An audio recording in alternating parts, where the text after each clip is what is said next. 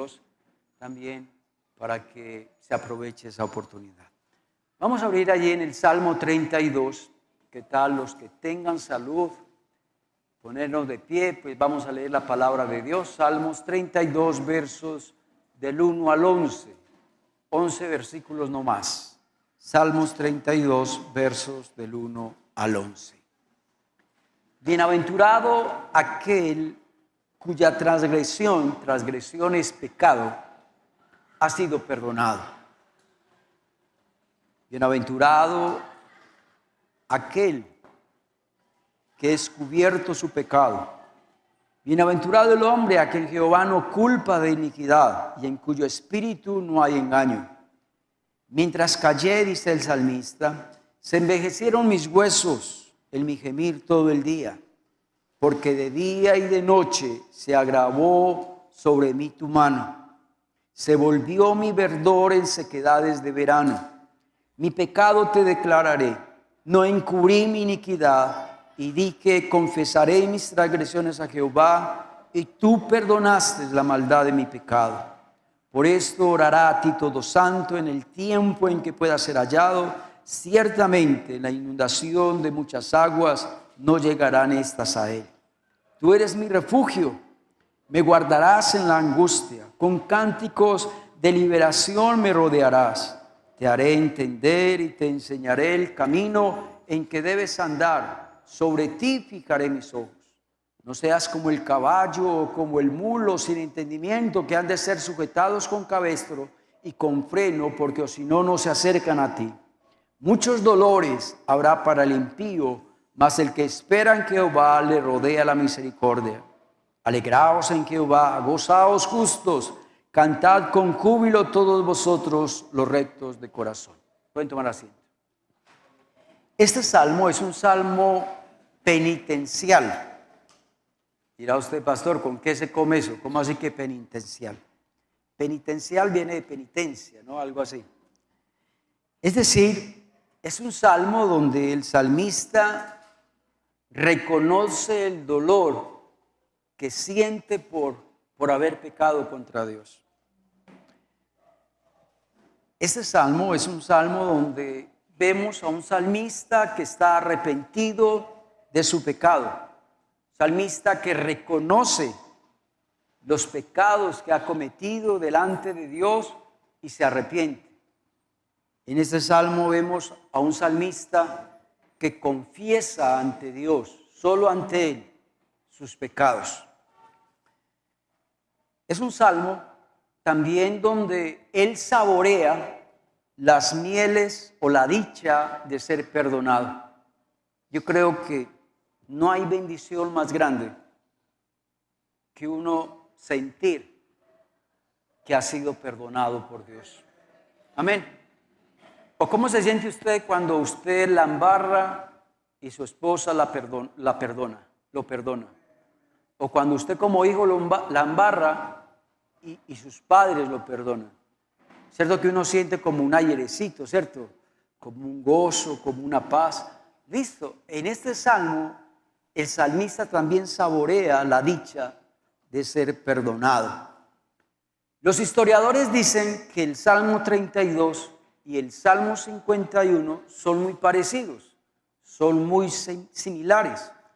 Ambos son salmos penitenciales, es decir, salmos donde el salmista se arrepiente, donde el salmista le pide perdón a Dios. Qué bueno, hermanos, que cuando usted y yo no estemos en paz con Dios, cuando usted y yo estemos en pecado, qué bueno que usted y yo podamos acostumbrar a leer Salmos 32 y Salmos 51.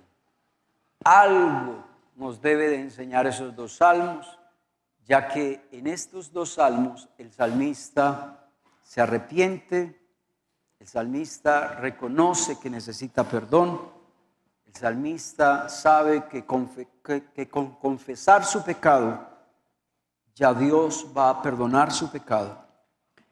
Pero también en este salmo vamos a mirar no solo la alegría que produce ser perdonado, las bendiciones que produce el ser perdonado, sino que también vamos a ver el proceso para uno alcanzar el perdón. ¿Cómo así que el proceso? Es decir, los pasos. Paso 1, paso 2, paso 3. Los pasos que son necesarios para alcanzar el perdón. Este tema es muy importante acerca del perdón de pecados. Para mí es uno de los más importantes del cristianismo. Porque si usted y yo tenemos claro este tema sobre el perdón de pecados, seguro que vamos a poner en práctica esos pasos para alcanzar el perdón y tener la fe y la seguridad de que Dios va a perdonar ¿qué? Nuestros pecados. El primer texto que quiero que resaltemos es una frase nomás, una letra. Está en el verso 1. Bienaventurados. Pero no solamente dice bienaventurados todos, no. Dice bienaventurados aquellos cuyo pecado ha sido ¿qué? Perdonado. Es decir, ¿qué significa la palabra bienaventurado? Significa dichoso. Significa doblemente feliz. Bienaventurado también significa afortunado. Bienaventurado también significa bendecido. Es decir, no hay una bendición más grande para el ser humano que el Señor perdone ¿qué? Sus pecados. No hay bendición más grande. Dirá usted, pastor, no, para mí la bendición más grande es que Dios me dio una casa, que Dios me dio un carro, que Dios me dio un buen empleo. No, esa no es la bendición más grande. La bendición más grande, no me estoy inventando nada, es que el texto lo dice. Bendecido, doblemente bendecido aquel que Dios ha perdonado su transgresión, que Dios ha perdonado su pecado. Eso es lo que significa la palabra privilegiado. Una de las bendiciones más grandes que Dios nos ha dado es que por medio de nuestro Señor Jesucristo, Dios ha perdonado ¿qué? Nuestros pecados. Siéntase bienaventurado si sus pecados son perdonados. Siéntase la persona más dichosa, la más feliz sobre la tierra, que Dios haya perdonado su pecado.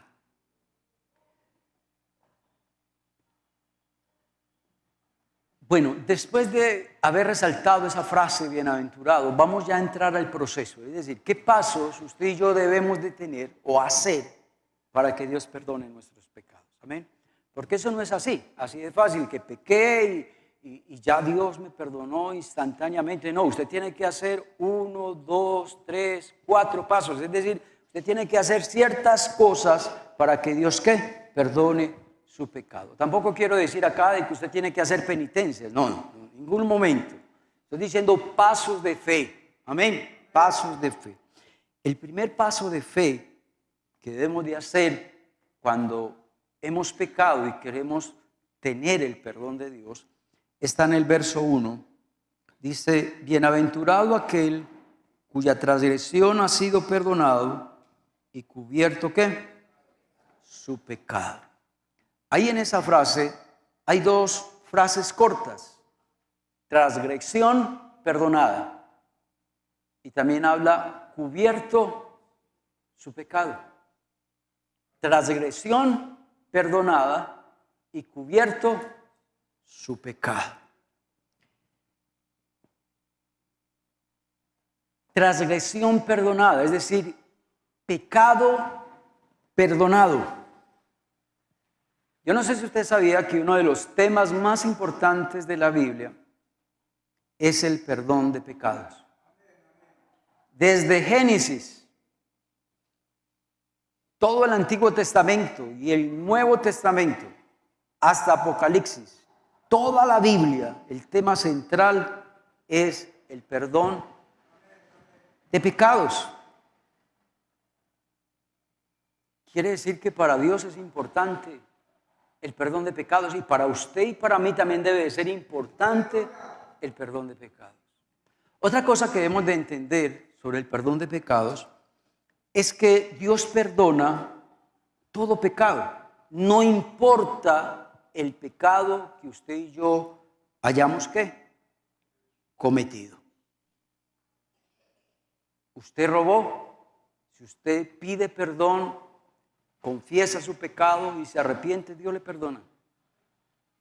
Si usted adulteró, si usted cometió homicidio, si usted cometió fornicación, adulterio, si usted odió a una persona, y tal vez uno de los pecados más bajos que hay es si usted violó a alguien, tenga la seguridad que Dios perdona toda clase de pecado. Amén, hermanos. No importa el pecado más vil, no importa el pecado más perverso, Dios perdona todos los pecados. Y cuando digo todos, estoy diciendo todos. Porque es muy bueno tener eso claro, porque el enemigo nos coloca a nosotros en nuestra mente de que ese pecado Dios no nos lo va a perdonar. Es que ese pecado fue muy vil, ese pecado fue muy bajo, ese pecado fue muy perverso. No. Todos podemos obtener el perdón de Dios. Otra, todos podemos ser perdonados. Todos los pecados son perdonados, pero también todas las personas pueden obtener el perdón de Dios. Dios no tiene privilegiados. Dios no dice, Dios, yo perdono a este y a este no lo perdono. No. Todo aquel que haga estos pasos para alcanzar el perdón, tenga la fe y la seguridad de que usted va a obtener el perdón de Dios. Otra cosa sobre el perdón de pecados es que el único que puede perdonar pecados es ¿quién? Es Dios. Pero a nosotros nos enseñó la Iglesia Católica algo muy erróneo. Que un cura, que un sacerdote, también tiene el poder y la autoridad de perdonar pecados. ¿Qué dicen ellos? Te absuelvo, es decir, te perdono. Hombre, ¿cómo una persona va a usurpar el puesto de Dios, el lugar de Dios? El único que puede perdonar pecados es Dios. Ningún ser humano tiene esa autoridad. ¿Cuánto le dan gloria a Dios? Amén. Vamos a reflexionar esa frase, cubierto su pecado. ¿Cierto que ahí está? Cubierto su pecado. La última frase. La palabra cubierto, yo creo que ya más o menos ustedes saben qué es cubierto, ¿no? Es como cuando a uno lo cubre de pronto algo, ¿cierto que sí? Ustedes no me ven. Ya.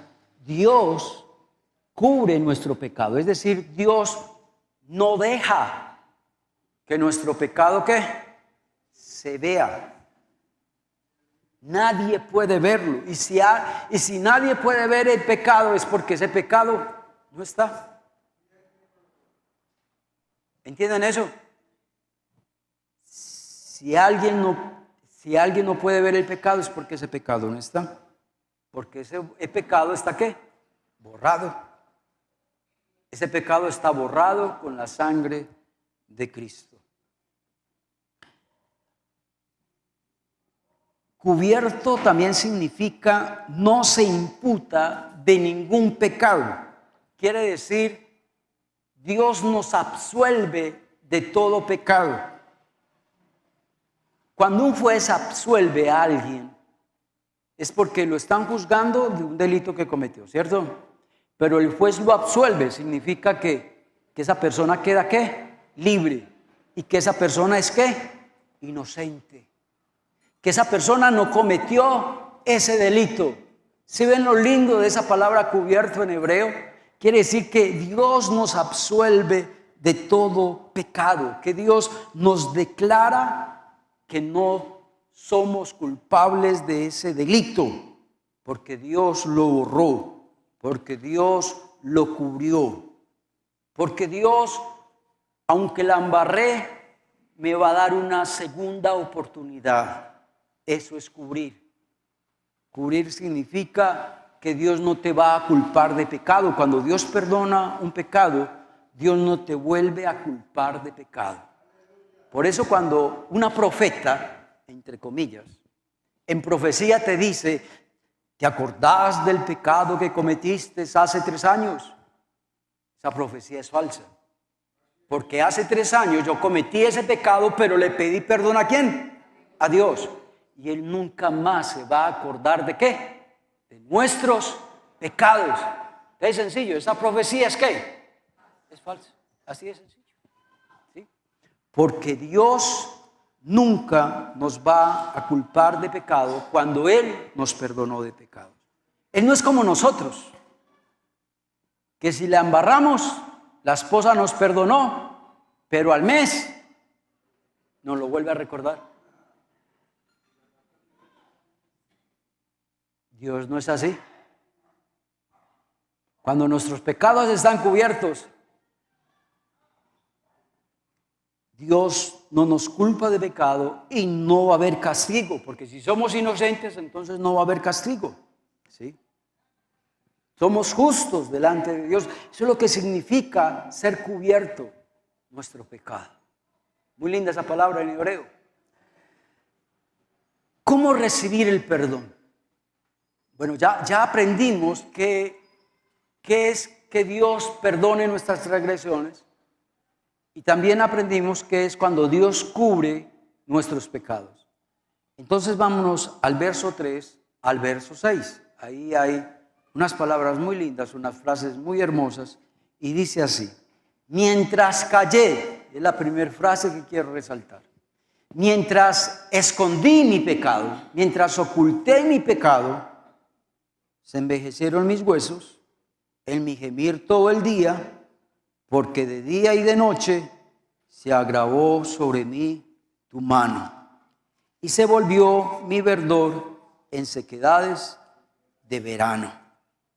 Mi pecado te declararé.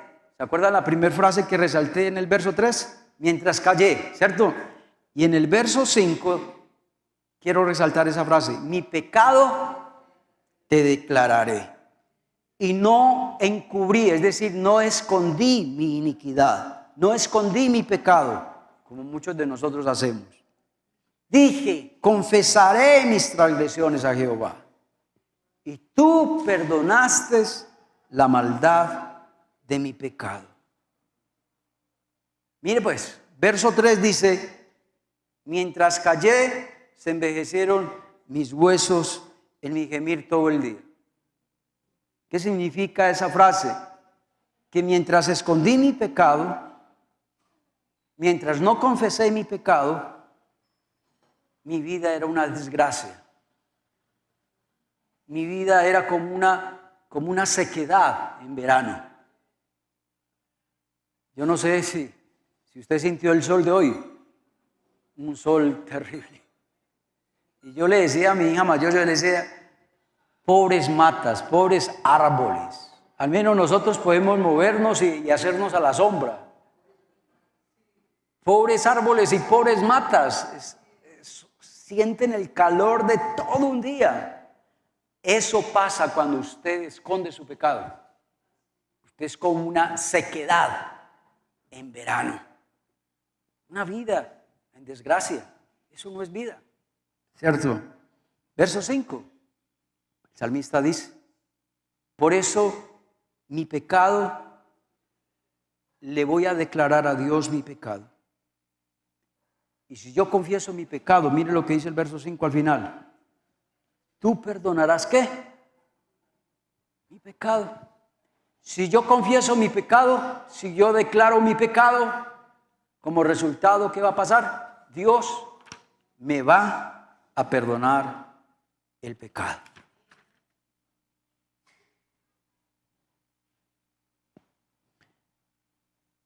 ¿Cuántos de nosotros escondemos nuestro pecado.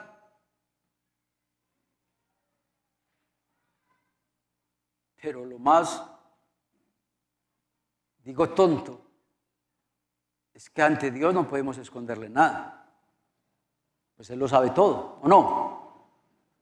Podemos esconder el pecado de la esposa, de los hijos, del pastor y de los hermanos de la iglesia. Pero ante los ojos de Dios no podemos ocultar nada, porque Dios lo conoce todo, porque Dios lo sabe todo. Entonces lo primero que hay que hacer, según estos textos, es confesar nuestro pecado. Confesar nuestro pecado, reconocer nuestro pecado. ¿Se acuerdan del hijo pródigo? Iré a la casa de mi padre y le diré: Padre, he pecado contra el cielo y contra ti. Ya.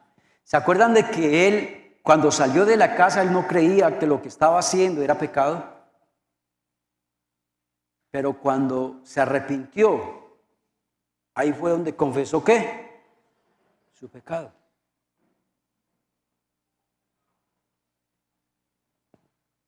Muchos de nosotros nos cuesta reconocer nuestras faltas, ¿o no? El esposo la embarra y para reconocer su error saca infinidad de ¿qué? De excusas y pretextos. Lo mismo la esposa, lo mismo los hijos. Aún los mismos hermanos de la iglesia.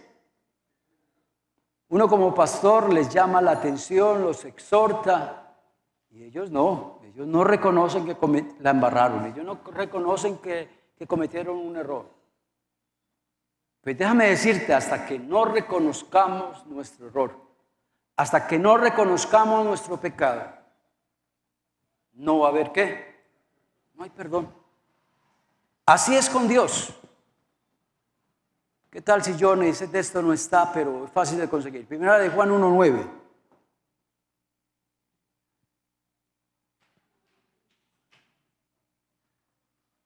No, verso 9, no 6. Si confesamos nuestros pecados a Dios, Él es fiel y justo para perdonarnos y limpiarnos de toda maldad. ¿Cuál es el paso que debemos de hacer? Confesar. Señor, sí, cometí este pecado. Sí, Señor, cometí esta falta. Pero si usted se acerca a Dios justificando su pecado, pues déjame decirte que usted no va a obtener ¿qué? El perdón de Dios. ¿Y cuántos de nosotros nos acercamos a Dios justificando nuestro pecado? Esto es lo más tonto que hay, uno justificarse delante de Dios. Pues Dios lo sabe todo. ¿Cómo nos vamos a justificar ante Dios?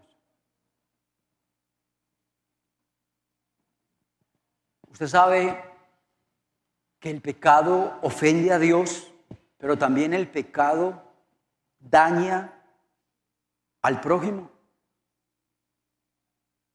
Cada vez que usted comete un pecado, está ofendiendo a dos, a Dios y al prójimo. Cuando roba, está ofendiendo a Dios y al que le robó. Cuando usted le es infiel a su esposa, usted está ofendiendo a Dios y está dañando a su esposa. Cuando usted es un mentiroso, está ofendiendo a Dios, pero también está dañando a su prójimo, a quien le miente. Cualquier pecado que usted y yo cometamos, estamos ofendiendo a Dios y estamos dañando ¿qué? A nuestro prójimo. Quiero, John, que nos colocamos la primera frase. Mira esta frase. Se gana más confesando un pecado que ocultándolo. Y eso aplíquelo a todo, tanto en su relación con Dios como en la relación con su prójimo. Donde usted confiese su pecado, tal vez su esposa le va a perdonar. Pero si su esposa le descubre su pecado, yo creo que va a ser difícil que su esposa le perdone. Pero si usted toma la iniciativa de confesar su pecado a su esposa, le va a ir mejor que ocultándolo. Amén. Eso se aplica también al liderazgo de la iglesia. Hay líderes que le ocultan el pecado a Dios. Y aún hasta el pastor. Dirá usted, ¿y por qué al pastor? Porque es que está prohibido que un líder dirija o predique en pecado. Y cuando un líder está en pecado, no solamente está ofendiendo a Dios, sino que también está dañando al pastor. Le está ocultando algo al pastor. Así no debes de dirigir, así no le debes de servir a Dios. Entonces, esa frase es para todos. Se gana más confesando un pecado que ocultándolo.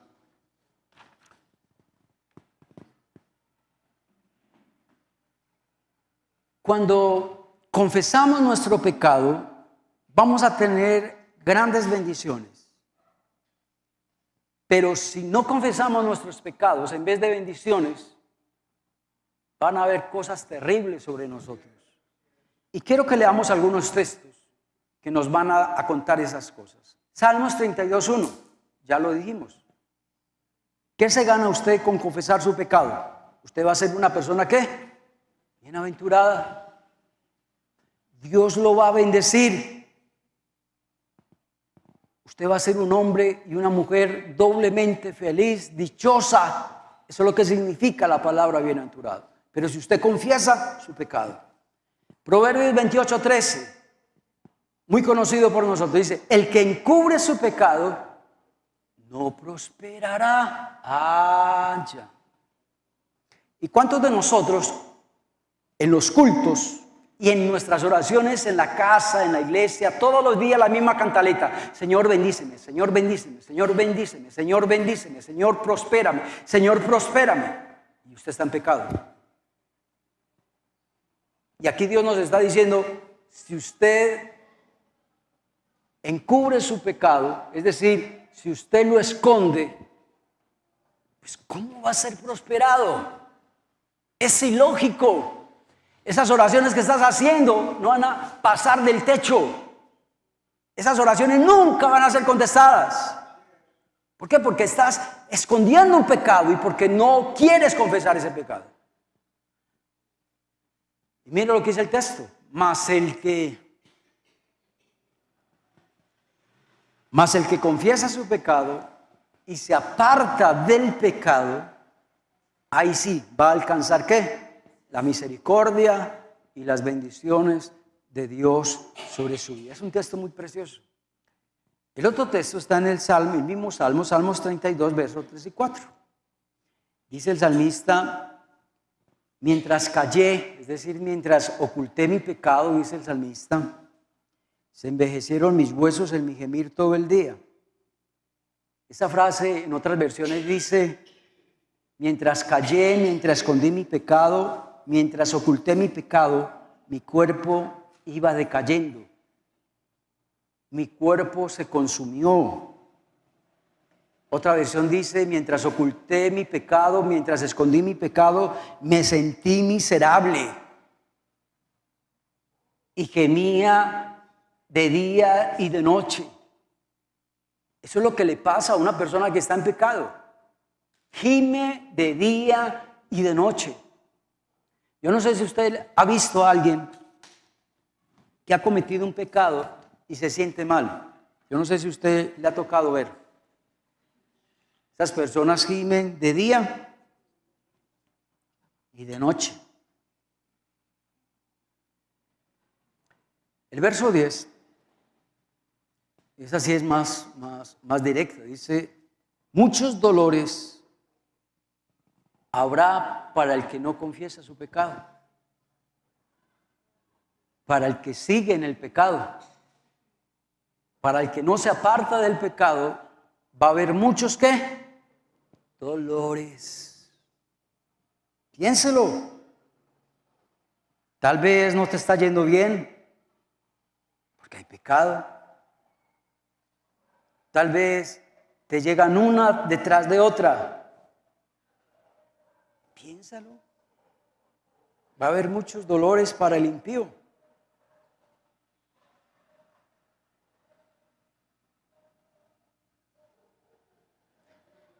John, vamos a la segunda frase.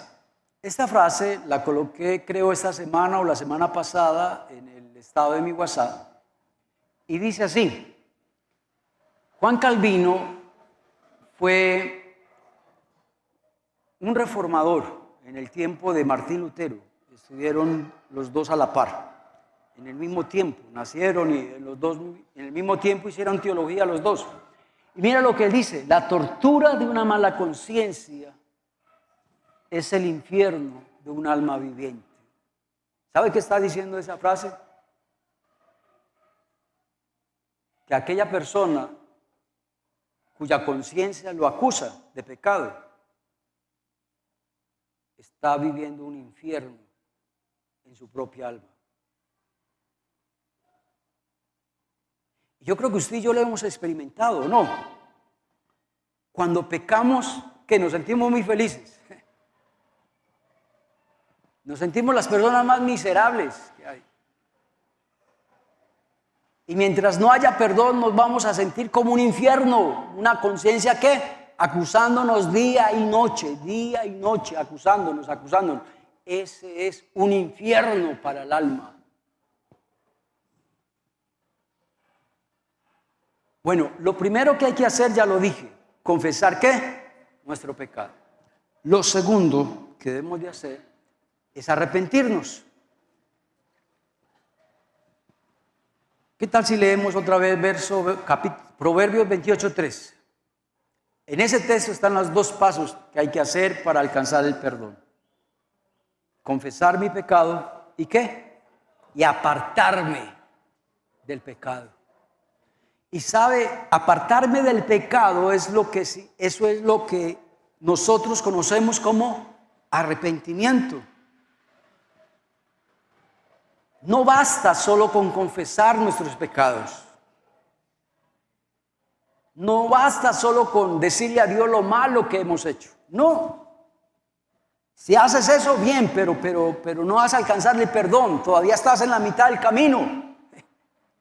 Y muchos de nosotros hacemos solo eso. Solo confesamos nuestros pecados y nos quedamos ahí. No, lo segundo que hay que hacer es el arrepentirnos. Amén. ¿Qué es arrepentimiento? Arrepentimiento, como lo dice el texto, es apartarme del pecado. Arrepentirme es cambio. Es cuando hay una transformación o cambio en una cosa o en una persona, donde esa persona se transforma en algo ¿qué? Distinto. Eso es lo que es arrepentimiento. Transformarme en alguien distinto. El John Darío que era antes de conocer al Señor es muy distinto al John Darío que hoy conoce al Señor. Eso es arrepentimiento. Que haya una transformación, que haya un cambio.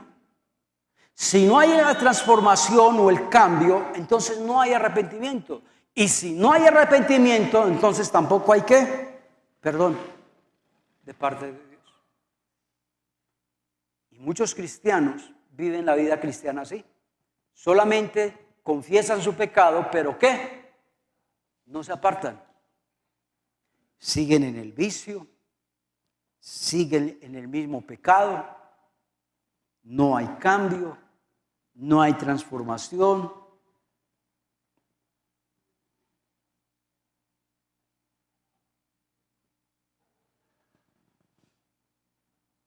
Por eso es que no hay perdón de pecados. Y Dios no negocia eso. Confesar y apartarse. Se tienen que hacer ambas cosas. O si no, no hay perdón. Amén.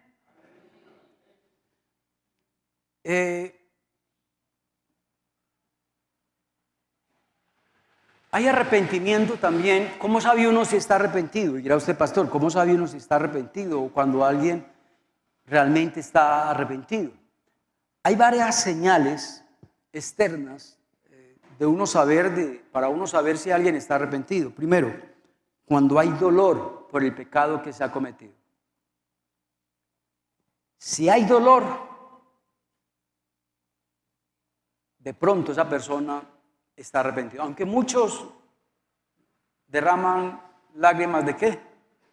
De cocodrilo. Y lo engañan a uno. Y uno dice, no, sí, esta persona está arrepentida. No, pero el único que debe saber si hay dolor en el corazón es usted. Es usted. Cuando peca y hay dolor, es porque algo está haciendo el Señor en su vida. Antes usted pecaba y no había dolor. Ahora peca y hay dolor. Es porque hay algo. Hay algo. Hay algo que Dios está haciendo en su vida. Cuando hay tristeza, cuando peco, es otra señal de que hay arrepentimiento. 2 Corintios 7:10 es un texto muy lindo y muy bueno que ustedes lo tengan, lo anoten, porque uno no sabe cuándo vamos a utilizar o vamos a dar ese texto a otras personas.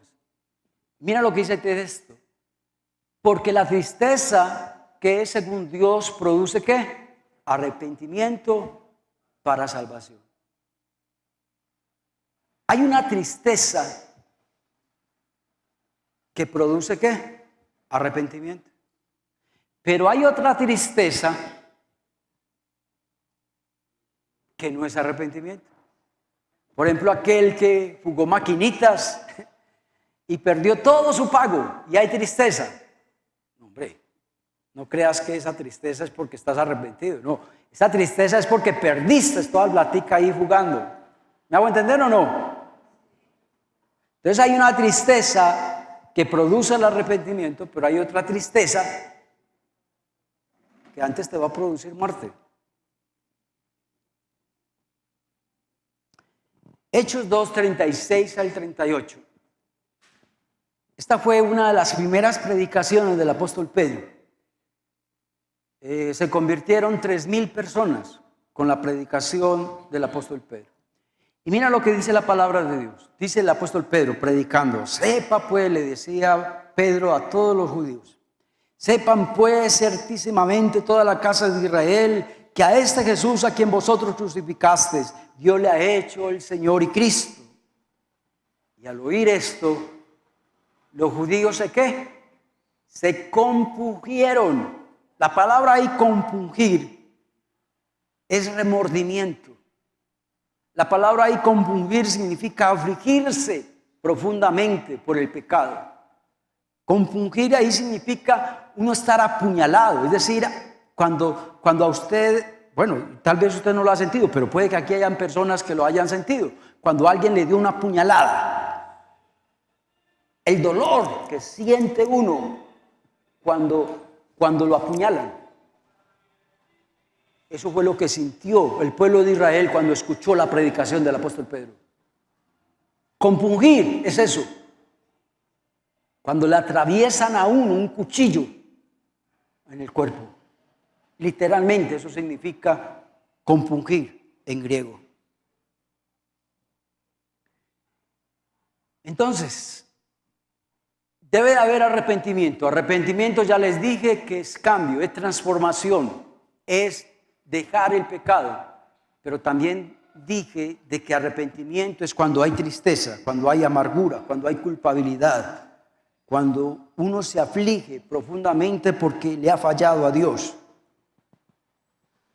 ¿Qué tal si yo me coloco esa frase? Todo pecado causa tristeza, amargura y culpabilidad. Es decir, lo normal cuando usted y yo pecamos es que pase esto. Eso es lo normal. Y si eso pasa, está bien. Vas por buen camino. Pero la otra frase, John, por favor. Pero cuando usted peca y le pasa esto, si no hay tristeza cuando peca, es porque tenés un corazón ¿qué? Endurecido.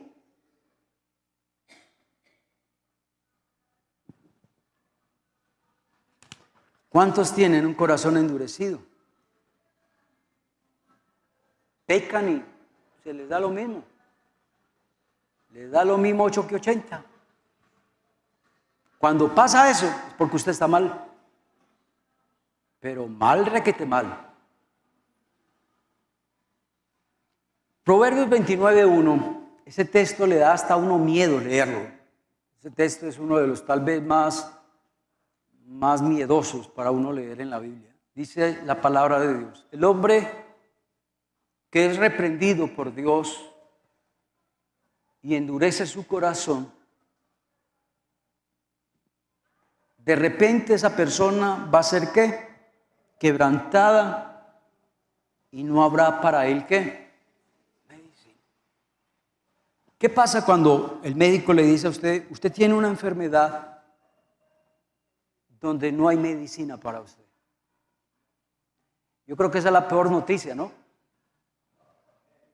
Esa es la peor noticia. Que le digan a uno, un médico, que para la enfermedad que usted tiene no hay medicina. Y Dios también te está diciendo hoy a usted y a mí que cuando usted y yo somos reprendidos por Dios, y en vez de sentir dolor, tristeza, antes nos endurecemos más, dice el Señor, que de repente usted y yo vamos a ser quebrantados por Dios. Y segundo, para usted no va a haber ¿qué? Medicina. Y eso es verdad, hermanos.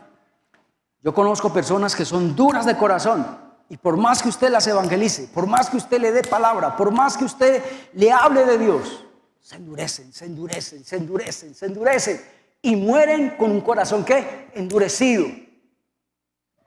No hay medicina para eso.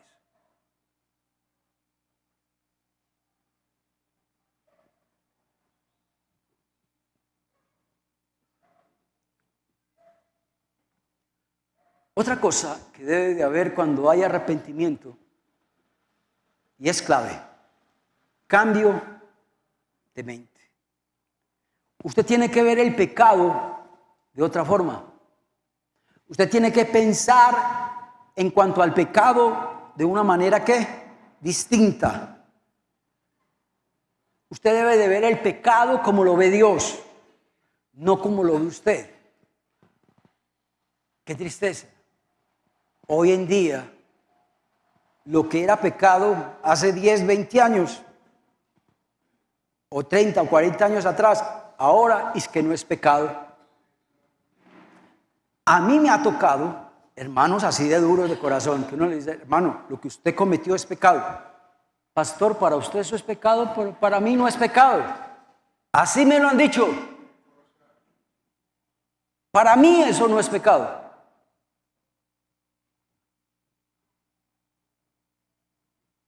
El hijo pródigo es un ejemplo de que hubo un cambio ¿qué? En la mente.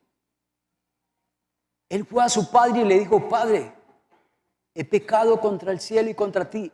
Eso es un cambio de mente. Eso es un cambio de mente. Ya vio que lo que hizo era pecado.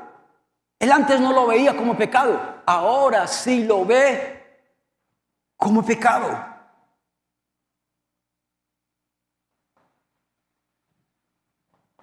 Y quiero ya terminar este estudio con el verso 11, con el último versículo de este salmo. Hoy aprendimos que el salmista, él decía: soy bienaventurado, porque Dios perdonó mi pecado. El salmista dijo: le confesé mi pecado a Dios. No callé. Le confesé mi pecado a Dios. Y cuando pasa eso, cuando usted y yo obtenemos el perdón de Dios, ¿qué pasa? En el verso 11. ¿Va a haber qué? Alegría. ¿Va a haber qué? Gozo. ¿Va a haber qué? Cánticos de júbilo. Eso es lo que pasa cuando usted y yo pecamos y somos perdonados por Dios. Yo creo que no hay mejor forma de terminar un salmo como este. El verso 11 es un verso precioso. La conclusión de todo. que todo lo que el salmista dijo en el Salmo lo concluye en el verso 11. Hay gozo, hay alegría y hay cánticos ¿de qué? De júbilo. Vamos a ponernos de pie, hermanos, vamos a orar. Dios, gracias por tu palabra. Gracias por hablarnos, Dios mío, en esta noche. Gracias, Dios, porque pudimos venir hoy al culto. Y también dale gracias a Dios a aquellos que ven este video por YouTube. Dale gracias a Dios porque tuviste la oportunidad de escuchar este estudio bíblico. Dios nos ha dicho hoy que la prosperidad, la bendición, la felicidad, la prosperidad vendrán cuando nuestros pecados son perdonados. También nos has dicho que tenemos que confesar nuestro pecado, no encubrirlo, no callarnos, no esconderlo.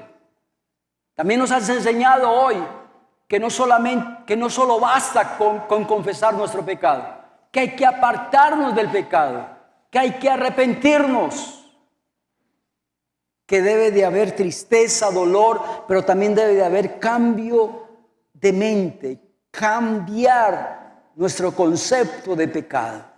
Saber que ese vicio me va a matar, saber que ese trago me va a matar, saber que esa infidelidad, ese adulterio, esa fornicación que estoy cometiendo, estoy ofendiendo a Dios. Ver eso como pecado y no justificarlo más. Cambio de mente. Ayúdanos, Dios, a ver el pecado como tú lo ves. Llévanos en paz y en bendición a nuestros hogares. En el nombre de Jesús he orado. Amén.